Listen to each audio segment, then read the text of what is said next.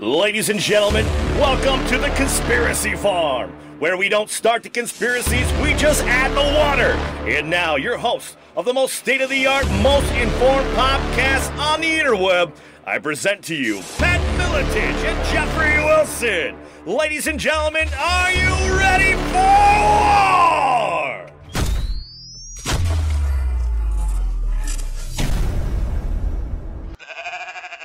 And once again, ladies and gentlemen, we are off to the races. Another installment for the archives of the Conspiracy Farm. Rolling right here, as always.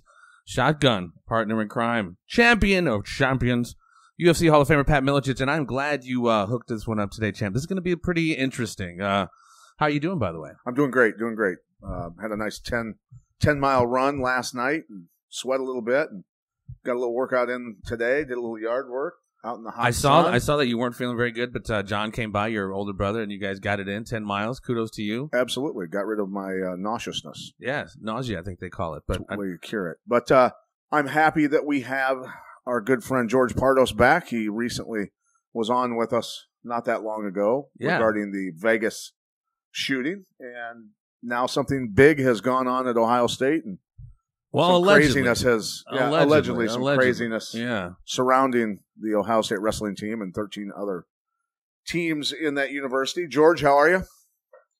I am doing just fine. Retired Marine, former OSU Buckeye wrestler George Pardos is joining us today. Glad you're doing well, my friend. And this is kind of not breaking news necessarily, but this news just kind of broke over here the last week or so about the goings-on at Ohio State, who knew, who didn't know about a particular doctor, Dr. Strauss, Dr. Richard Strauss.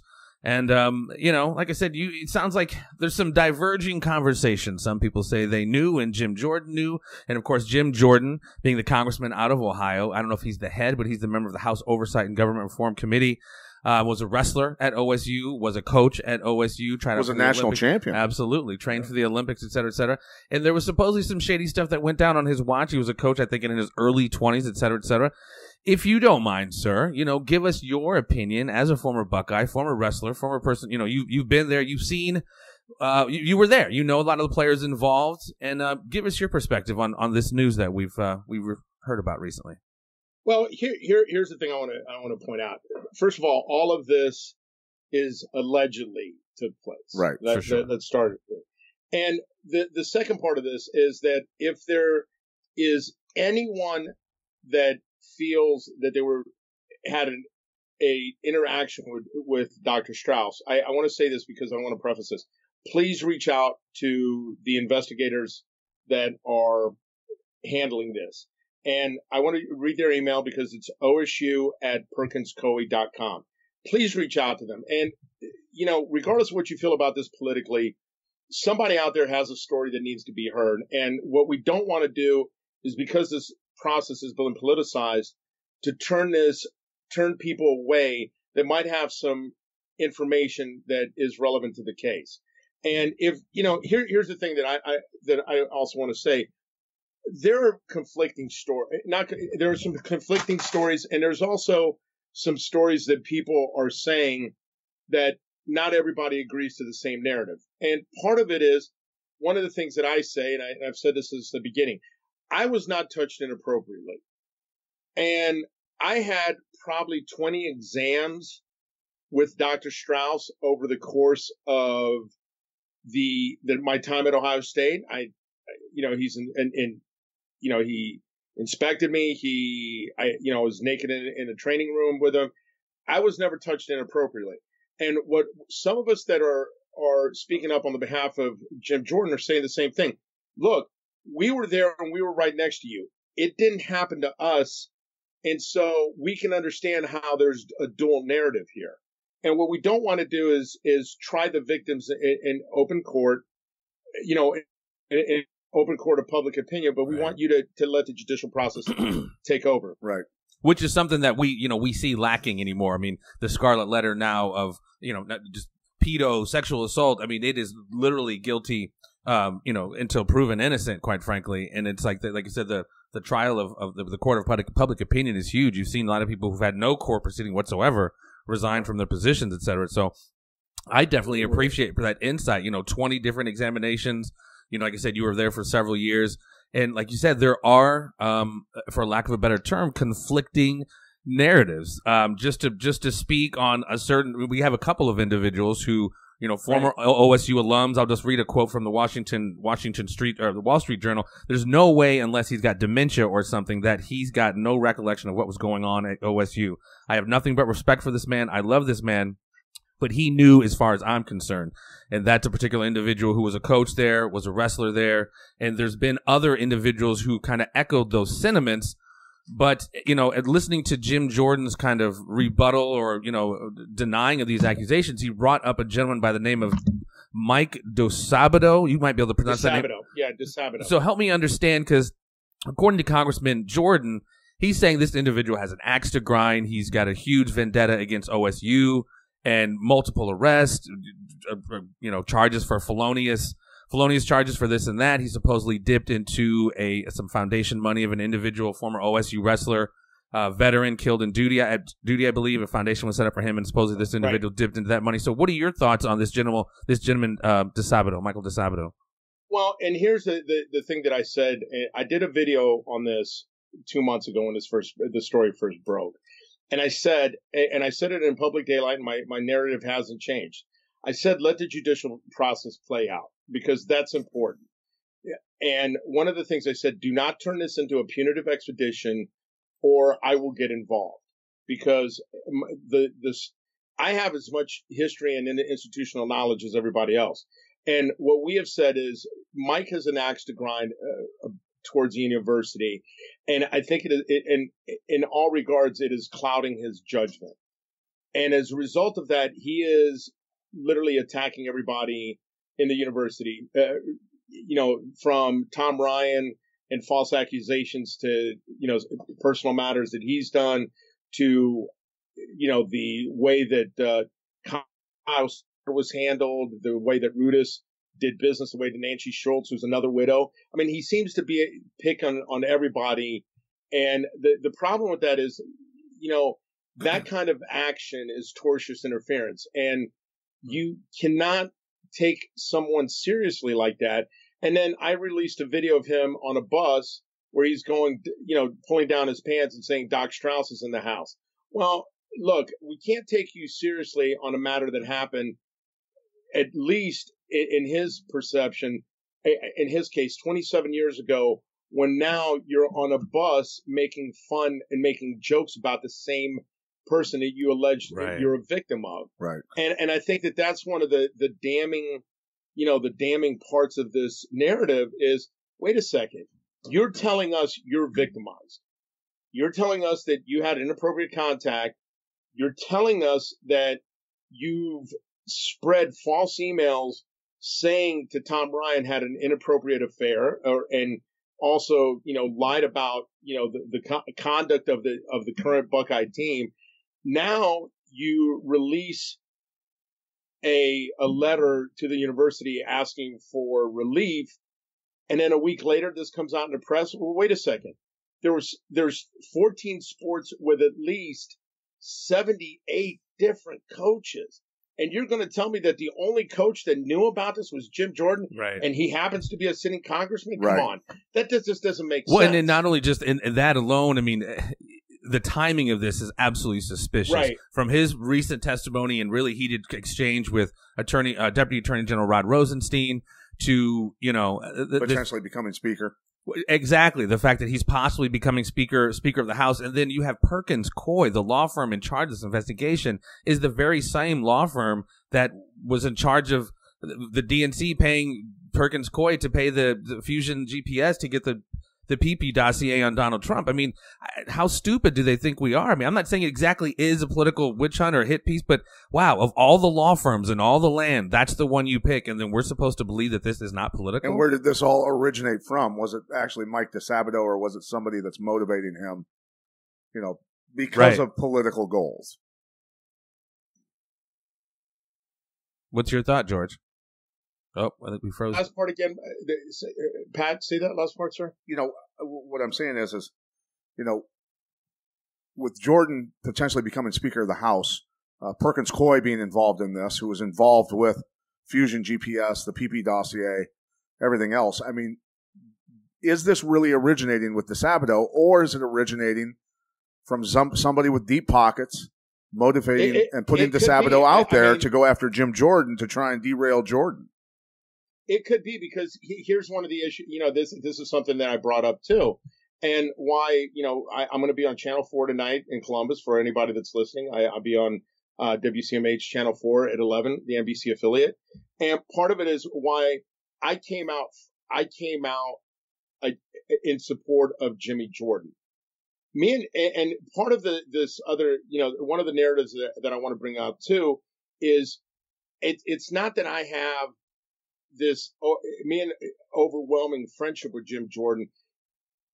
And we had a lot of clashes when I was in college. I mean, I was a Marine, and we, how we have problems with authority as it is, and he's barely 2 years older than I am. Right. So, when I get to college, I mean, my last 2 years at Ohio State, I'm the oldest student athlete at the whole university. So I had to come forward and I say, listen, this is not what happened, because part of the timing in this is, I don't know that it's suspect, but for this to come out in April when, the news cycle is slow, you're coming out after Mike DeSabato came out after he sued the university and lost twice, after, the licensing debacle that he came up with. And then today in the Columbus Dispatch, 15 former wrestlers came out in support of Jim Jordan saying, hey, listen, this didn't happen in the way that this did not happen in the way that it's being reported. Collectively, there's another letter coming out from all the alumni and the former alumni that wrestled at Ohio State. And a lot of other coaches. A lot of other coaches are supporting Jim Jordan also, correct? And this is something I brought up, and no one seemed, for whatever reason, no one has reported this. And I want you guys to take this as a fact. This is not a narrative. Ken Chertow was our assistant coach at Ohio State. Okay. Now, at one point in time, he was a first-year medical school student at Ohio State while he was our coach. So you're telling me that a medical school student who had to go through the ethics whatever you want to call it, the ethics class of appropriate behavior, was a coach at Ohio State with Dr. Strauss and his former wrestlers, and his wrestlers at the time he's there, saying to him that this inappropriate was going on, and he didn't know about it, and he came out in support for Jimmy. So I just think that, if you add that up as a whole, totality of circumstances, does that sound right to you? No, not at all. Not at all. And so here's the thing, Pat, let me ask you this. You've been around wrestling for as long as I have. I've been around wrestling since 1982. Name me some wrestlers that got bullied. I can't name a single one that got bullied besides. I mean, Mark Kerr got bullied, but he got bullied by other wrestlers in the Bettendorf wrestling room when I was in high school. Do you know wrestlers as a whole that you say, how many times in conversations does this come up? Hey, that guy that was a wrestler with cauliflower ears? I rode him like Seabiscuit. That just doesn't. Yeah, wrestlers don't get bullied. That just doesn't happen,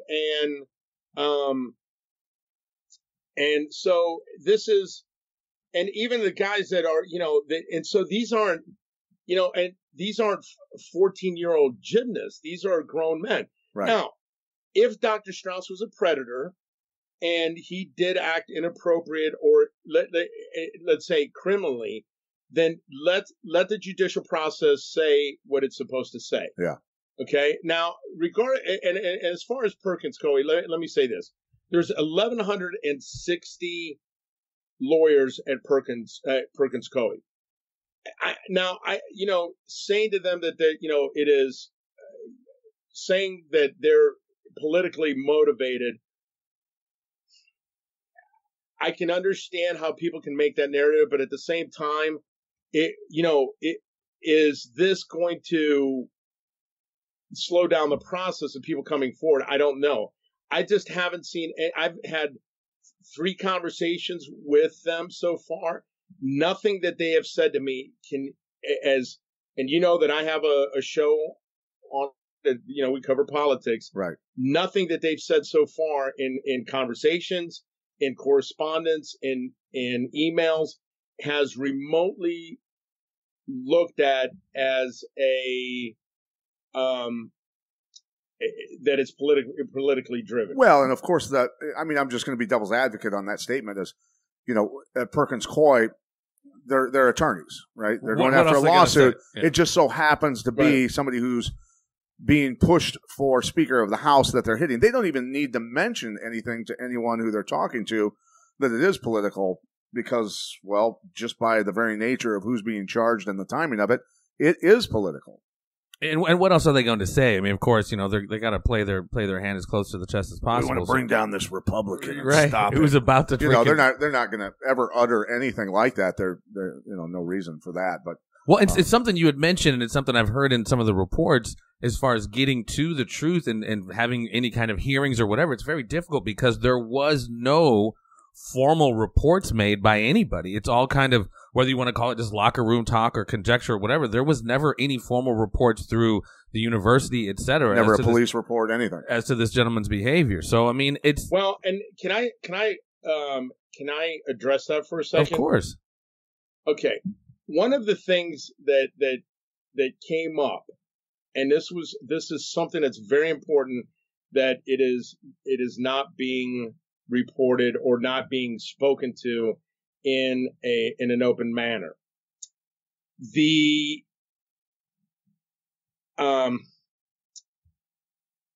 investigator at Perkins Coie spelled out what was sexual assault and what was sexual abuse prior to the interview. Okay. And that was one of the things that when people were speaking about this, what they said is that what is inappropriate and what is criminal are 2 different things. So let me give you an example. Inappropriate behavior is there's a female at the bar. I walk up to her and I say to her, hey, listen, I walk up there and says, hey, I want to have sex with you. Take the same scenario, change the wording. And I walk up to her and I say, I'm going to have sex with you. Now comes the level of criminal menacing because there's an implied intent. Yeah. Yeah. So, and I know that doesn't seem like a big deal. Oh, you just changed one word. No, yeah, that's it huge. does. That's huge. It's big. That's huge. And when we say about this, one of the things that's important to say about this and the other victims, the alleged victims that have came forward, let them tell their story. I don't want this to be tried in a court of public opinion. And I also don't want this to be tried where we are not telling the truth. And if there's a piece of damning evidence available or a piece of exculpatory evidence available from somebody, they're not going to come forward if every time they're going to be attacked for coming and speaking forward. Right. I haven't been attacked yet, but then of course I have a heel hook and a foot sweep and a right hand.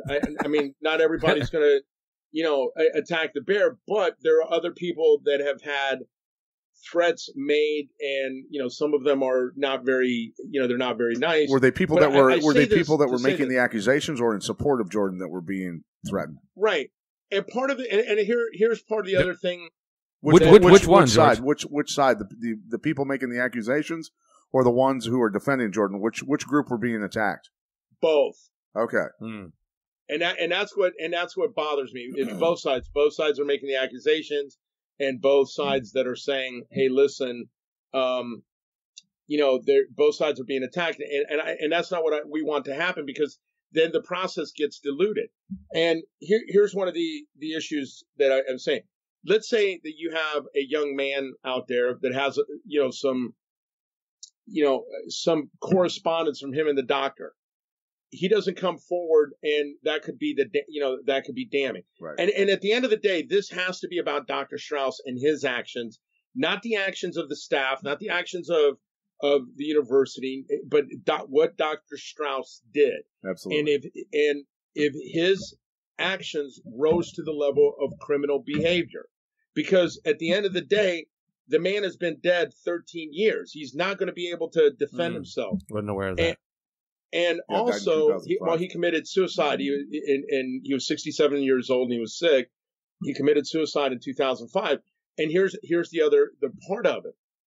The reason in the criminal code why you have a statute of limitations is because people's memories over the time change. Yeah. Now, maybe you have, I have a decent memory. But there are things that some of these guys have brought up saying, well, this happened and this happened. I don't remember it happened. I'll give you a prime example. We went and wrestled we wrestled at do you remember the Concord tournament, Pat? I do not. The Greco tournament that was out in California. Okay. Was that a summer tourney then? Yeah, it was a summer tournament. It was and it was a Greco tournament. I wrestled, Karelin in it, and he brought, he had came out there. He was out there with us. We never had any adverse conditions. We wrestled in Russia. We went on that Russia trip. I think it was in the spring of 1990. He never touched us. He never did anything to us. And that's what we're saying is, listen, there's a group of us that didn't have the same experience that you did. Right. And we were right next to you. So we can understand why there's a dual narrative. Some of you are going to say, yes, I was in private. But as a team, when he came, he did shower with us. But guess what? So did the trainer shower with us. The other trainers, if you're sitting there touching 30 or 40 guys or 50 guys or athletes that have, that had the paraffin treatment, that had, all of this at the end of the day, and you want to go home and you're smelling like, Ben Gay and well, not to mention wrestlers that get mat herpes and ringworm and all the other crap. Well, and this is something I want to bring that one up. That's a very fine point. In the spring of 1991, we had an outbreak, and it was a fungus infection that hit us, and at the same time, it also hit the University of Michigan. And for example, there's a gentleman by the name of Sean Bourmet. I don't know if you're familiar with him. Yeah, head coach at Michigan now. Say that again? Head coach at Michigan now. Yeah, I mean, when Sean was there, Phil Tomek and a couple other guys, we had been to this tournament, and we came back, and there was, I can think, 11 at Ohio State, 6 at Michigan. There's like 4 or 5 at Indiana. Was that a ringworm outbreak or what was it? Or staph? It was some sort of fungal infection. It wasn't staph. Okay. But it was an infection from the mat. It was like impetigo or one of those other. Okay. And so he had to examine all of us, and they took pictures because they wanted to compare them back and forth with some of the other, some of the schools. Right. Now and here's what I'm saying about that. If I was alone in the training room with Dr. Strauss, and he inspected me, or however you want to say it, he didn't do anything that remotely looks inappropriate. And one of the things I pointed out to one of the investigators, I came out of Australia when I was in the Marine Corps, and we did what's called a welfare check. And in the welfare check, they actually give you a swab where the corpsman holds your penis, puts either a metal swab or a Q-tip in there, and takes a culture. Now, that's about as intrusive as you can imagine. Yeah. And I've had multiple of them when we were overseas. Nowhere during my tenure at Ohio State did anything resemble that. Nowhere. Okay. So, and that's what I'm saying is that, I was around, and I know the difference between inappropriateness and what you can consider criminal, and nothing rose to the level of criminality. Let me ask. I mean, obviously, this is actually pretty crucial information for somebody who's had 20 exams from this gentleman. You know what I mean? And for nothing to rise to the level of, like you said, inappropriate is really, really huge. Let me just, I'm going to even say devil's advocate, but I mean, let us theorize and speculate for a moment as to this gentleman. I keep fucking his name up. DeSabados. Could you see? Do you see in any of your what's being investigated? Who's being investigated? Who's making public comments? Do you see any financial incentive going into these guys making public statements about them being aware of this abuse? Just from your own, just kind of personal opinion. You're not putting anybody on blast, but I mean, this is all financially driven, because there's also a caveat to this that nobody has brought up. At the Larry Nassar, at the Larry Nassar case, a lot of it was the U.S. female gymnastics team. Yeah. There's a thing in which is called implied consent. You can't give that if you are under 18. There's just there's no mechanism in the law to do that. It's statutory. There's statutory rape, and because there's defense of it. Once you reach 18, and this is, and again, this is coming from what the prosecutors explained to us, or not the prosecutor, but the gentleman that I interviewed with, the investigators, was a federal prosecutor, and he explained some of this, because when they asked some questions, I had to ask him, I'm like, well, explain that to me. And he said that one of the problems that happened in this case is you had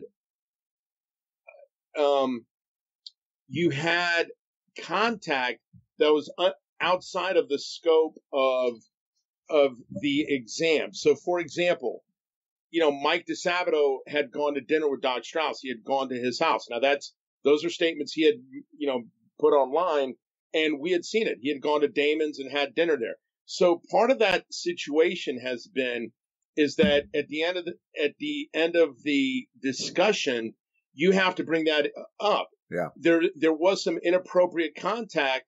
Now, could you do that today? No. Even from 88 to today, the laws have changed. So I think you've got to take a look at this as a linear context and say, well, wait a second, guys, where did the criminality begin? Because that's the most crucial point. Inappropriateness is not criminal, and vice versa. There's criminal contact that just by itself might not be inappropriate. Well, and that's how the network, or the news, mainstream news, frames it as abuse. Jordan knew of abuse. He had knowledge of abuse taking place. And even hearing Jim Jordan refute these things, he's very acute to use that term. Like, I heard nothing about abuse. I mean, come on, dude, a fucking locker room with wrestlers. I mean, of course you guys are talking crazy shit, but it's like, look at how many times I've threatened to trade Pat online for nutty bars. And he's a grown man, and he actually could probably defend me off of me for about, I don't know, a good 30, 40 seconds. But, I just make you chase me for 30, 40 seconds, then you're toast. Well, you might. I know you were talking about going on a run earlier, and I don't know, was that Croatian? Was that the Croatian language you were speaking on that one? No, but I mean, and here's the thing that's important that we talk about in this discussion. You've got to take a look and say, well, was there a criminal act? Okay, let's say there is a criminal act. What was the criminal act? Because what no one is saying, and I am saying no one, not in the press, not in the press, not in any of these other narratives has anybody said, well, Dr. Strauss was in the performing oral sex on us, or he had his hand inside me, or there's no specifics whatsoever. Right. No specifics. He said, well, we were touched inappropriately. You go in there for an exam, and then he tells you to pull down your pants. Well, okay. Okay, a hernia check is inappropriate. Right. Well, that was the report of, like, you go in there for a thumbnail and he's asked you to drop your drawers. That's kind of the narrative, as you say. I mean, when I was fighting in New Jersey for the UFC, it was a female doctor that was inspecting me. She held a conversation with me eye to eye while she was fondling me. And the only reason I didn't say anything, the only reason I didn't say stop is because she was attractive. Right. And can you say that? Buy me dinner first, sweetheart. Come on. Well, I mean, I didn't know what was going on. I just found that I know. Is that when you were? Let me ask you a question. Is that when you were? Is that before you went back to liking men? The timeline's a little fucked up here. We digress, ladies and gentlemen. No, but I mean, here's the point of it too. Let's use that example. Knowing where this narrative arose from, if you were to tell me today, if you would have said your situation, we know a lot of UFC fighters, okay? Give me a 135-pounder or even a 145-pounder that you know that if that would have happened with a doctor, a male, wouldn't have took some action against it. Yeah, a male doctor would have got put through a wall, probably. Right. Yeah. That is an interesting aspect to this because, you know, your fucking college wrestlers, Big Ten wrestlers, I mean, those are like the studs of the studs, you know what I mean? They're not going to necessarily be... Yeah, they're thoroughbreds. They're monsters. Right, and that's just not... I just can't see how many people have come out accusing the doctor and Jordan. Right now, the number has been around 7. And out of all 7, none of them put their fist through the doctor's face. Say that again? Out of all 7 of these Big Ten wrestlers who are claiming that they were fondled or touched inappropriately, not a single one of them caved in the doctor's face. No, and that's one of the things... it's insane to even consider. Right, yeah. Right. And here, you know, and it's not that... You don't go 7 for 7 on homosexual wrestlers. No. Right. And here's the narrative about this. Let's say that the 7 wrestlers, you know, did that. Well, none of them, and this is going to none of them have said that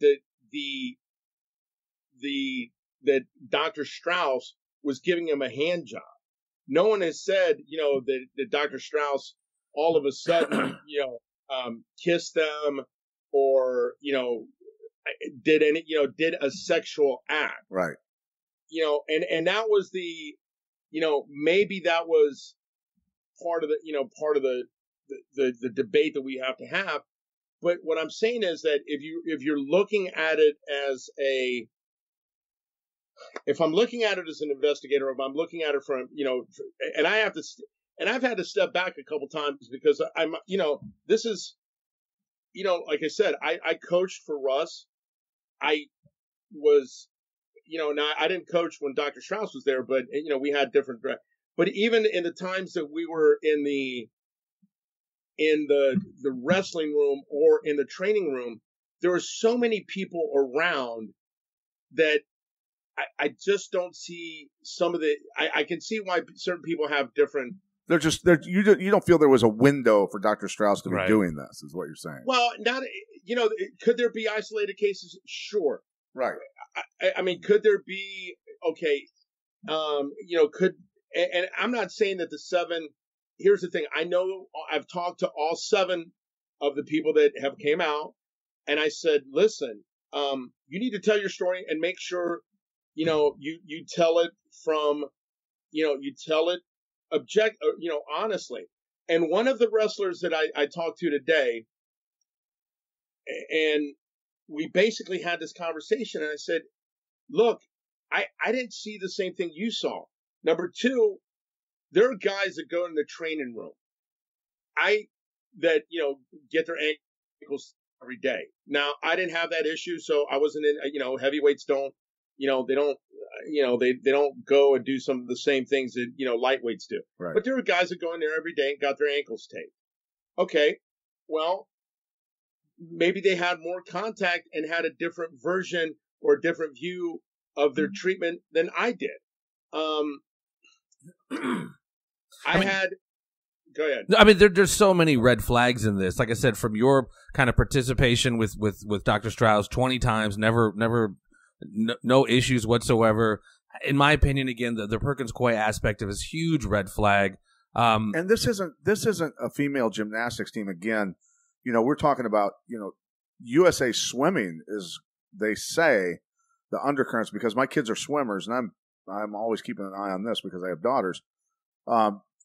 there's some undercurrent, some undertow, some talk that USA Swimming is about to go through the same level that the gymnastics situation went through, which could be really bad. But, we're talking about guys, college wrestlers again, that if they wanted to would be the elite predators of any predator you could have chase somebody down and maul them.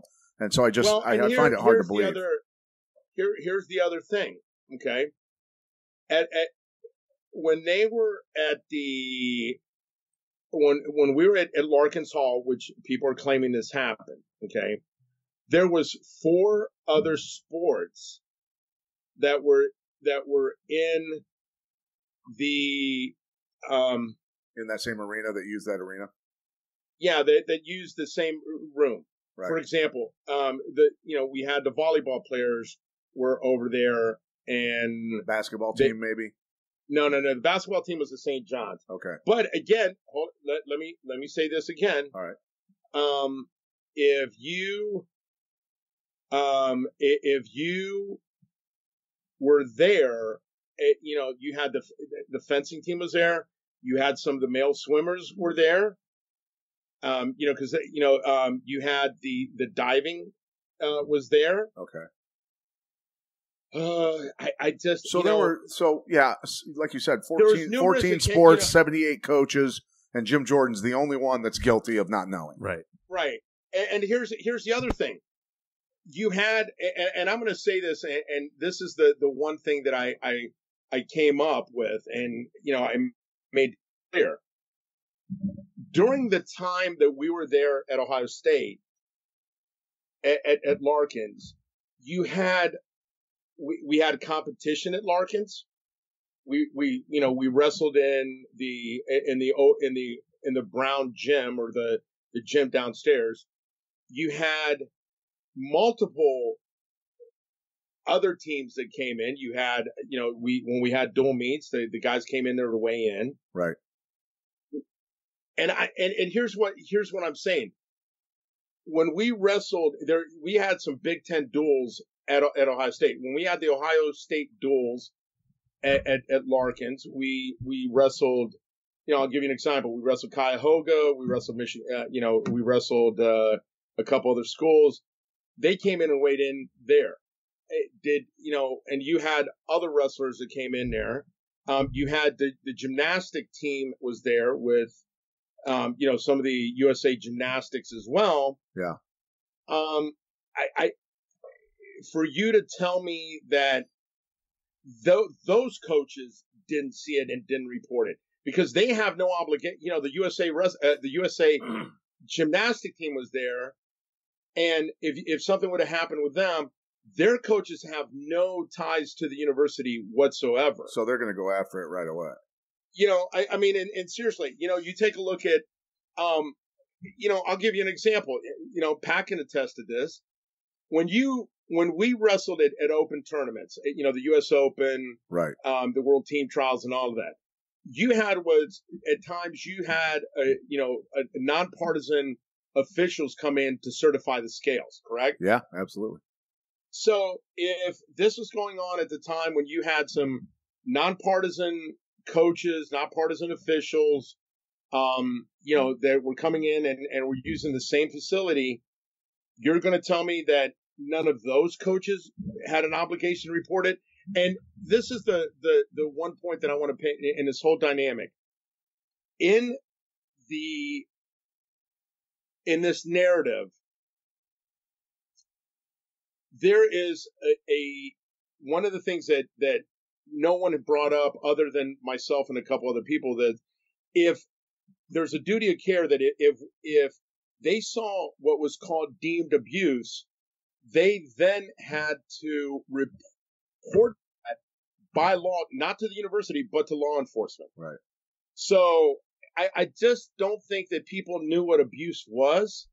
And I don't think that this rose, it could be. Now, I'm not saying it's not, but I'm saying is, at the time, did this rise to the level of abuse? Yeah. Well, and again, with the fact of that's an interesting point you make as far as, now these reports and allegations are everywhere, but back in the late mid-'80s, there probably was a lot more trepidation as far as going to the law enforcement, going to the university. But the fact that no formal reports were made throughout all of this, and the fact, like you said, so many sports, so many teams, so many coaches, nobody saw shit except for Jim Jordan. And the fact, Piper, all these different elements to me just raised a lot of red flags. And I definitely want to follow this more and get you on as this kind of develops. And then definitely the role this Mike DeSabato's played, as well as some of these individuals who's made public statements. I'm not saying they have a financial incentive to kind of make up stuff, but if we come to find out that this wasn't true, and these guys signed up to saying, what they believe to be true, that's big trouble. Yeah, it's going to definitely put their DeSabato seems like, obviously, some from his past and some of the accusations and some of the things that he's been accused of and charged with. He's a shady. He seems like an awfully shady guy. He's clearly pretty shady. Yeah. Yeah. Well, here's the thing: if he hadn't, a lot of us would have came to.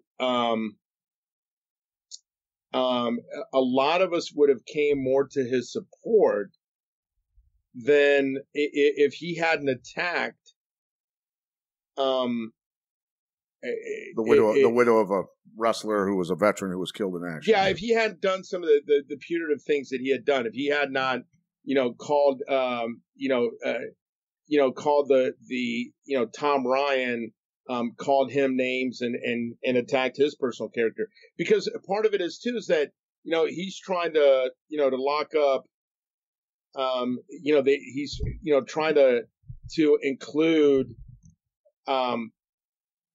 he's trying to include Tom Ryan and the university staff right now, and again everybody is having a fit about this, and right. I think that this is where a lot of us that are listening to Mike DeSabato are saying, "Listen, this didn't happen. This didn't happen the way you were saying." These accusations, true or not, can destroy a powerhouse wrestling team. I mean, Ohio State has been amazing the past several years and over history. Well, and let me say this: Tom Ryan is one of the most honorable human beings I know. I'm not, and I'm not saying that because he's the head coach, and I don't have a close relationship with him, but he is an honorable man, and so are the people involved in this. Right. So are the people in this whole process from Ohio State. Like I said, I've been involved with Ohio State University since, I started there in the fall of 1988.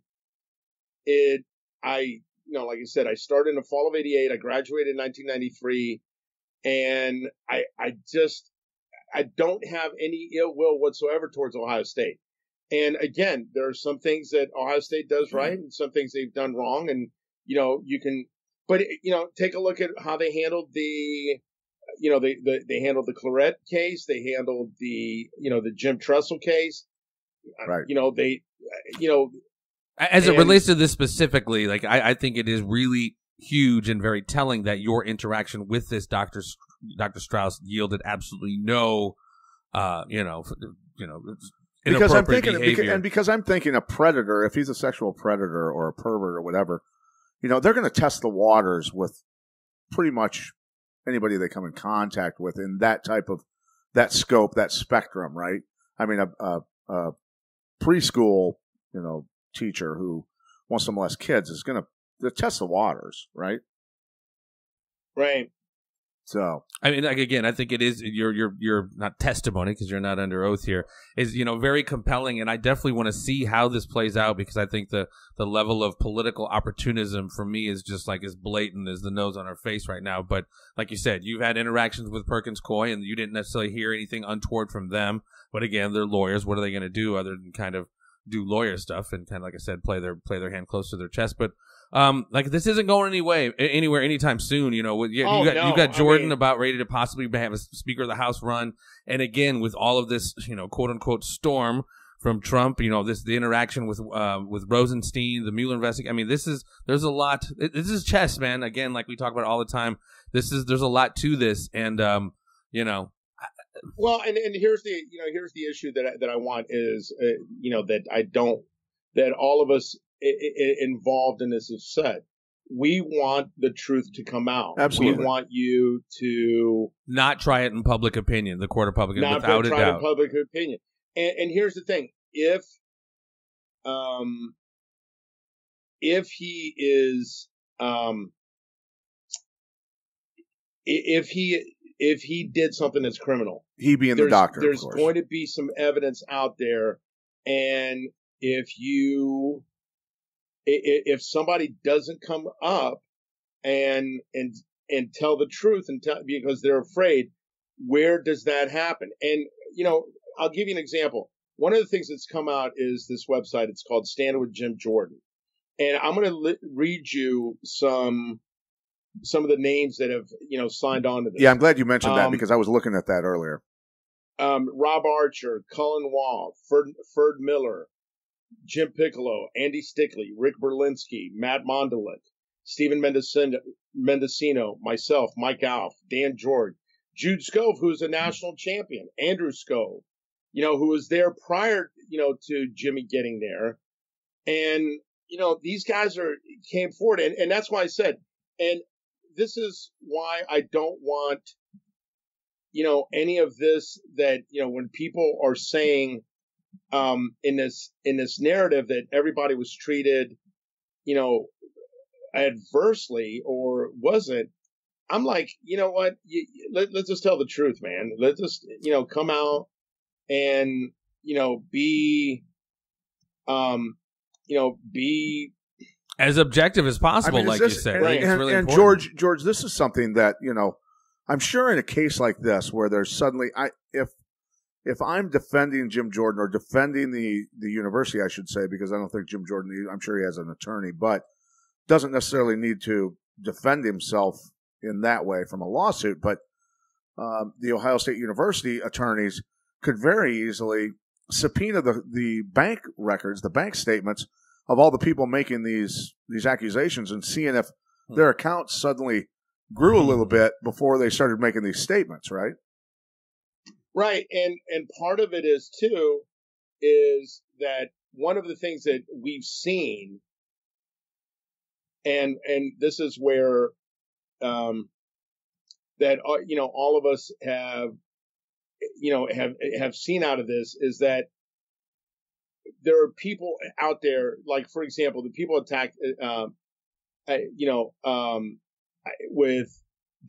people attacked Danashi Yates, and that's not fair. That it really is not fair, because Danashi Yates he's a good human being. Whatever he did after Ohio State has nothing to do with this case. It is all about Dr. Strauss and his conduct as a coach and the interaction with the athletes under his steed. Right. Nothing they did afterwards, is as important, or not even just as important, but it just, there people are trying to attack their character when this in no way, shape, or form is a Sandusky case. Right.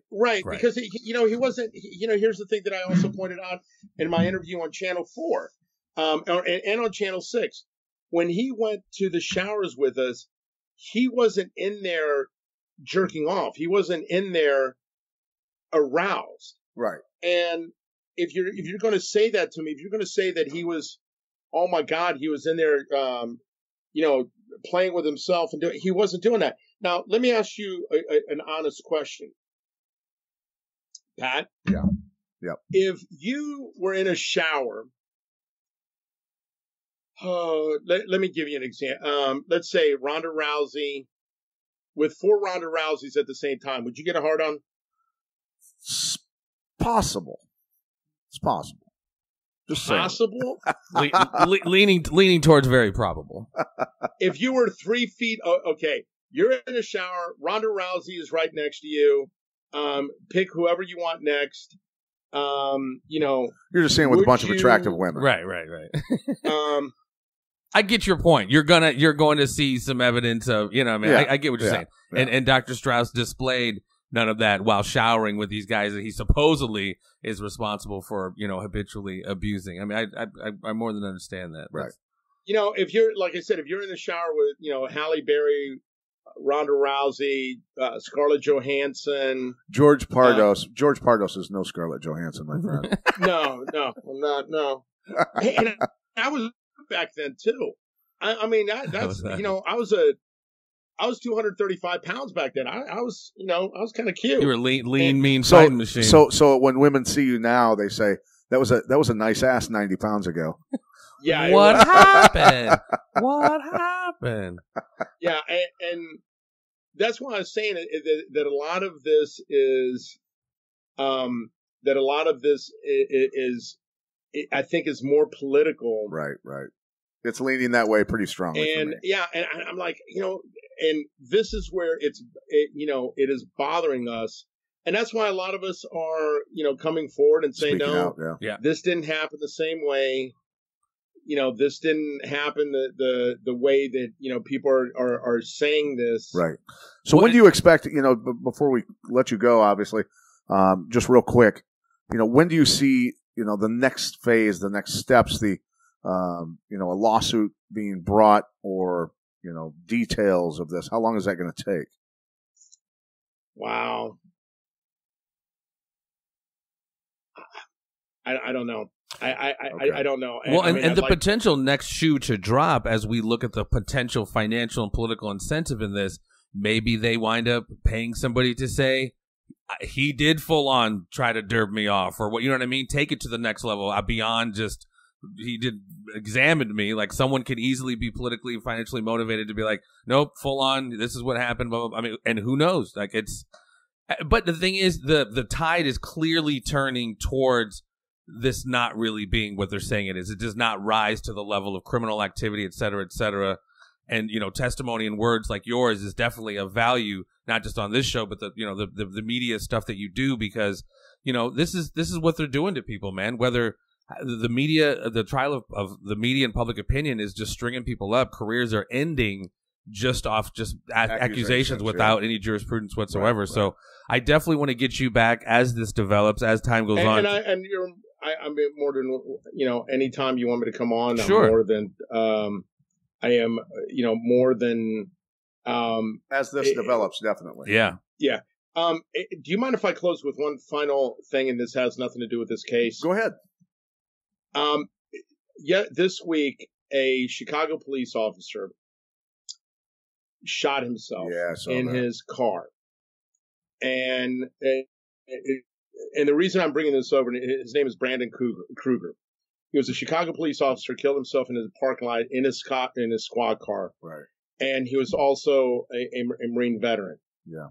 If any of your listeners or anybody that listens to your show is having issues or contemplating suicide or any of that, please call the suicide hotline, 800-273-8255. Please reach out. There are people that are listening. People are willing to give you help. Don't let a temporary feeling turn into a permanent solution. Yeah, and the thing, it's going to hurt people that you leave behind. And the thing is, I just say that as a whole because there are people that are dealing with with having PTSD, and with the way society is today, you're going to have some issues. So again, the suicide prevention hotline, right. 800-273-8255. And if you feel that way, absolutely, there are people listening. And I've got several veterans who have PTSD, pretty severe, some of them, who I message back and forth with a lot. And my urging is, and they all say the same thing: the VA has got me on these drugs, and it's killing me. They know it's killing them. And I urge people, any veterans out there who are having problems, man, look, you guys did extreme things, very extreme things, but you're not broke. There's no chemical imbalance in your head, but taking those drugs causes the chemical imbalance. It makes things worse, and a lot of suicides are happening because of it. And I just got done talking to a couple doctors who were telling me that. So go to a site called chemicalfreebody.com. Get on those products, flush your system out, clean the toxins out, and do your best to get off those drugs. I got some of those products. They work exceptionally well. Good. And some of the, but I say this is that there are times that you need someone to talk to. Yeah. And And I think people think that, they usually you don't ask the strong, if they're okay because they act strong all the time, and they don't, you don't ask them if they're hurt. Right. And I say that because throughout this process, and especially with, the things that have gone on with whether it's, the sexual abuse, whether it's trauma, whether it's PTSD, whatever it is, please don't let a temporary fix be a permanent, because last year alone, we had 1,100,000 people attempted suicide in the United States, and 40,000 of them were successful. That is a crippling amount of people out there that have felt so isolated from the world that they're willing to take their own lives, and 40,000 of them were successful. Yeah.